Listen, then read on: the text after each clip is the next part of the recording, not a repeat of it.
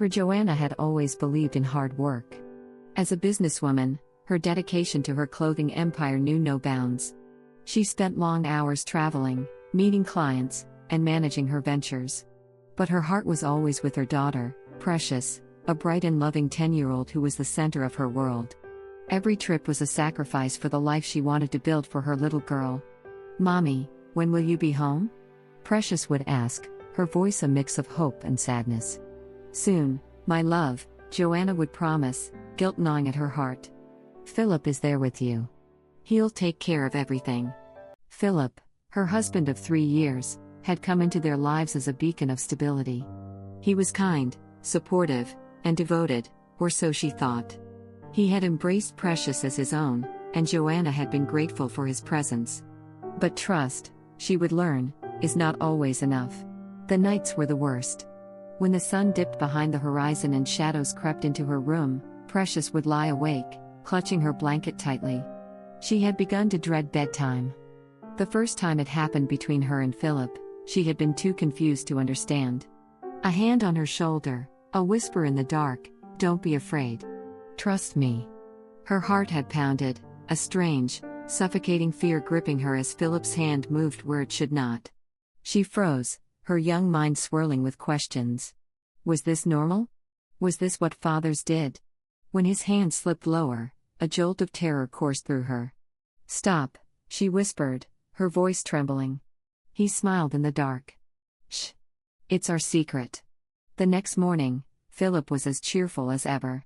He packed her lunch, asked about her favorite cartoons, and told her he loved her. He also carried her to school. Precious stared at him, confused and hollow. She felt trapped in a nightmare no one could see. At school, she would be silent, lost in thought to what they were teaching them. She braced up and jokingly talked with her friend about it, but she wasn't taken seriously. Her friend told her her stepfather would never do such. She wanted to tell her teacher, but the fear of her teacher questioning her stepfather bothered her. So she kept it all to herself.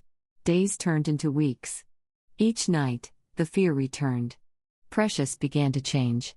She no longer laughed as easily. Her once lively eyes grew dull, and her appetite disappeared. She clung to her mother whenever Joanna returned from a trip, her hugs desperate, her eyes pleading. "What's wrong, sweetheart?" Joanna asked one evening, noticing how her daughter flinched when Philip entered the room. "Nothing," Precious whispered. Joanna sighed, brushing it off as a phase. She trusted Philip. He was patient and loving. Why would she doubt him? But Precious's nightmares worsened. Each night brought fresh horror, hands that took what they should not, whispers that stained her soul. She bit her lip to keep from crying out, knowing her mother would not hear.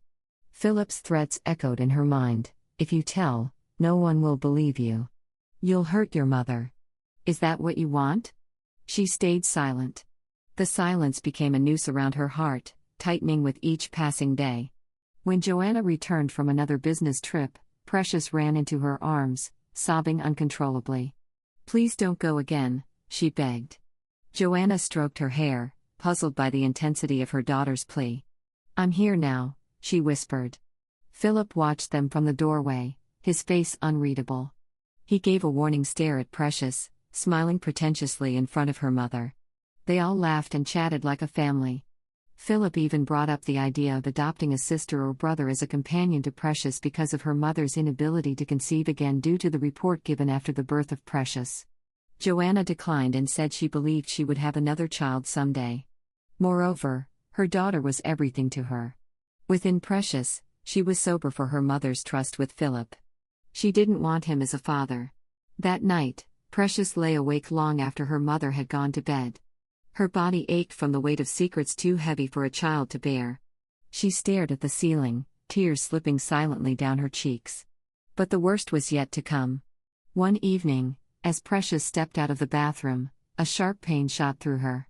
She clutched her stomach, doubling over. The ache between her legs had become unbearable. Panic rose in her chest. "Mom!" she screamed, stumbling into the living room. Joanna jumped up, rushing to her daughter's side. "What's wrong?" Precious pointed, her finger trembling, toward Philip. "Him. It's him." Joanna's heart stopped. What are you saying? He hurts me. Every night. For a moment, the world seemed to freeze. Joanna's mind raced, disbelief battling with the truths she had ignored. She looked at Philip, who shook his head, feigning outrage.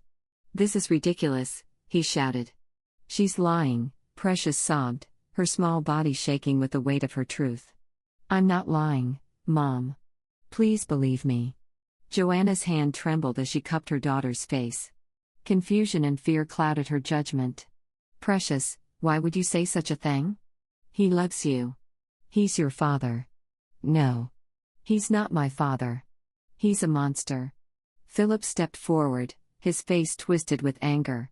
You're poisoning her mind. You've been gone too much. She's acting out for attention.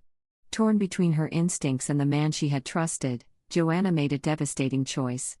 Go to your room, she whispered to Precious, her voice shaking. Precious's eyes filled with despair. You don't believe me. Go, Joanna shouted. She fled, her heart breaking with every step. That night, the silence was different. Heavy. Suffocating. Precious couldn't sleep. She reminisced on her mother's response and attitude toward her. She couldn't believe her mother ignored her for Philip. She eventually fell asleep until the same night encounter started again with Philip. He did as usual, suffocating Precious to her last breath unknowingly. He fled the room in realization until the truth prevailed the next day at the hospital. Philip was arrested. The evidence was undeniable. The pain he had inflicted on Precious left scars that no sentence could erase. Joanna sat in the courtroom, her heart heavy with regret. She had failed her daughter when she needed her most. She regretted not trusting her daughter. She blamed herself for what happened. No punishment for Philip would ever bring Precious's innocence back. But she would not let her daughter's voice be silenced again. She became an advocate, speaking out for children who had no one to protect them, fighting for laws that would ensure predators faced justice.